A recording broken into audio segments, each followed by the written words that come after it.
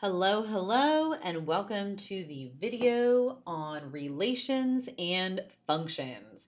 So a big part of this is going to be getting some vocabulary out of the way. Starting with the big word on the screen, relation. What the heck is a relation? Well, a relation is any set of ordered pairs. Anything. It could literally just be a list of ordered pairs. Or it could be ordered pairs written in a table, or it could even be represented on a graph.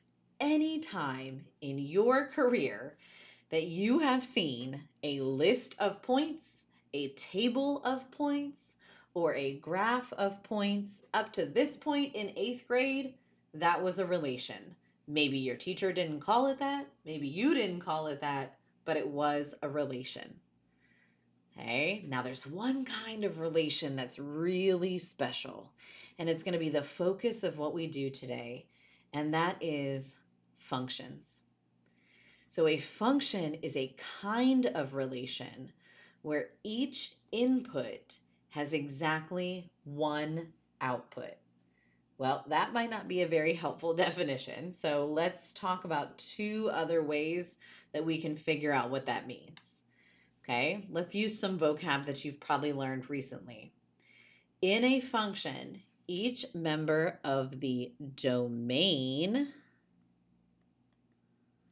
corresponds or matches up with exactly one member of the range.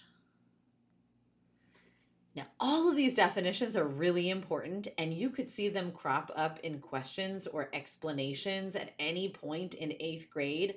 But you may be thinking, Ms. Benson, this is still not making sense. So let me give it to you one more way.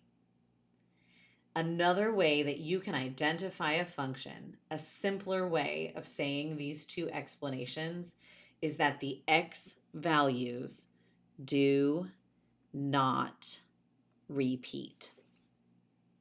So in the first explanation, where it said each input has exactly one output, that means each x only has one y. You don't want x's appearing more than once. Okay, in the second explanation, each member of the domain, well, domain means x, corresponds or matches up with exactly one member of the range. Range means y. So if the x's are paired up with more than one y, that's going to mean that they're repeating. So the simplest explanation is to say that the x values do not repeat, but we don't always want to use that one. We want to make sure that we've seen all of these explanations. So if you look at these examples, in the first example, you've got three ordered pairs listed out, and each of the inputs is unique. Each of them is different. None of them repeat. None of them are paired up with more than one output. All of the domains are different. Do you hear all the different ways that I said that just now? I want to make sure you hear lots of different explanations. But that is a function. That's good. That's what we're looking for. The second one that I've got here, this next list of ordered pairs, is not a function because look at this. That x value is 3, and this x value is also 3. So there are a lot of different ways that we could explain this. We could say the domain value of 3 appears twice. We could say that not all of the x values are unique. We could say the x repeats. We could say that not each input has a separate output or exactly one output. There's a lot of different options. I'm going to pick one, write it down, and then I'll be right back. Ta-da! So I decided to go with the domain value 3 appears twice, corresponding to 2 and 4. So basically what I'm saying is the 3 is matched up with 2 and the 3 is matched up with 4. Now, you don't have to explain it exactly that way, but that's one option. All right? So that's how you can tell if something is a function from looking at a list of points. Now, there is one other method, and we don't have to teach this method in 8th grade, but I like this method so much that Miss Voss and I always do. And that is, if you're given a graph of points, you don't have to write down the points to tell if it's a function or not.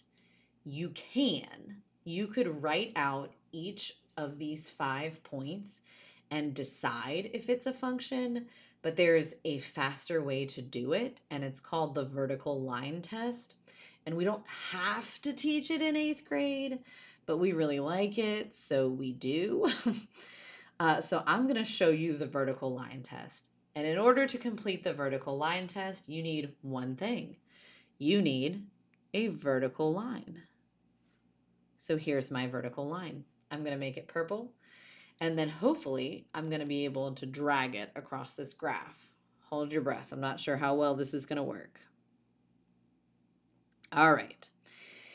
If I drag it across this graph, we're going to look at how many points I'm touching at any given time.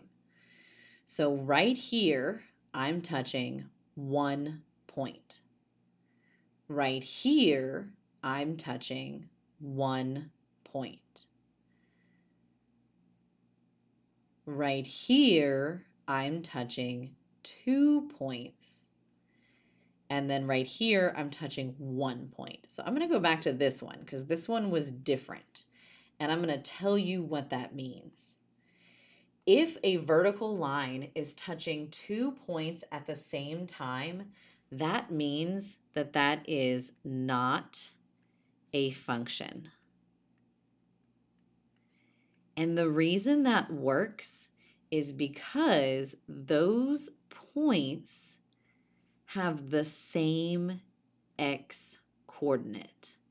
So the top point here is 1, 1, and the bottom point is 1, -3, and they both share that x coordinate of +1, which means it's not a function. But you don't have to write out the points if you know the vertical line test. Let's do one more example. Let's see if I can make this one work just as well as the other one. Here's my vertical line. Let's grab it, maybe. Okay, and let's check this graph. So here I'm touching 1 point, 1 point, 1 point, 1 point, and 1 point. So that means there is never a place on this graph where I am touching 2 points with the same vertical line. That means none of them share x values. So this is a function. Now, you don't have to use the vertical line test. You could write out all 5 of these points and check to see if they have the same x values, but I think it's a lot easier to make mistakes that way, and this is faster, and you're less likely to make mistakes. Let's look at 3 final questions and practice identifying and explaining whether these are functions or not. So, first one is a table. I am only paying attention to x values. So I'm going to be looking at this left column right here when I'm making my decision. Let's go through each of these values. -1, 0, +1, +2. That means this relation is a function. And there's a lot of ways I can explain it, but I'm going to try to write different explanations for each one. So this time, let's say it is a function because each member, which means item, of the domain is unique. Do y'all know what unique means? It means they're all different from each other. It means none of them repeat. They're all unique. And if they're all unique, they're all different, none repeat, we've got a function. You could explain it a different way using the wording from the previous pages, but that's how I'm going to explain this one. The next one is a list of ordered pairs. I'm only paying attention to my x values. So 1, 2, 1, 5. And since I read them out loud, it was really easy to hear. This relation is not a function because of those repeating ones. And that's exactly how I'm going to explain it this time. I'm going to say this relation is not a function because the x value, 1 repeats.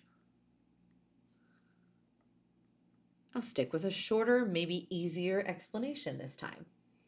I don't know why I put the 1 in parentheses. You don't need to do that. I guess I thought maybe it would look like a letter, but the x value 1 repeats. Let's do one more example. This one is a graph. So if you would like to write out all of the points, you are certainly welcome to do that. I'm going to use my handy dandy vertical line test. And I'm going to slide that line across the graph. So right here, I'm touching 1 point. Here, I'm touching 1 point. Here, I'm touching 1 point right there at the bottom of the graph. Here, I'm touching 2 points. So I could use any of the explanations I've talked about before, but this time I'm going to say this relation is not a function because it fails the vertical line test. Did you know that you could fail this test? Vertical line test. Well, you can't fail it, but a graph can fail it. And if it touches 2 points, that means it fails. So there's a few examples. Hopefully you can use those while you're doing other work for your class. Great job, everybody.